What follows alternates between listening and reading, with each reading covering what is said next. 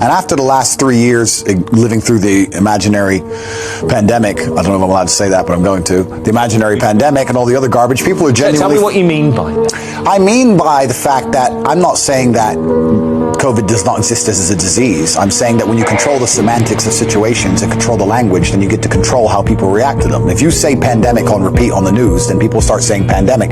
But as a whole, and I ask you this as a genuine question, did you see a pandemic?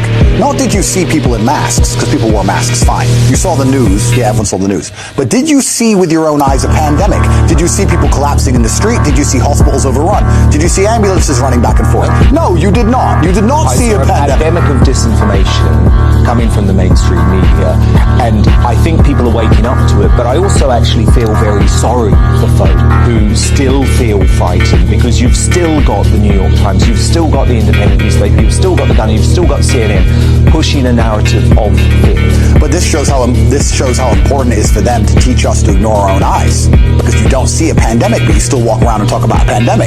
Once they can convince you to ignore your own senses, then the slavery is complete. They no longer need to actually change reality. They can just tell you the sky is green and you will sit and you will comply.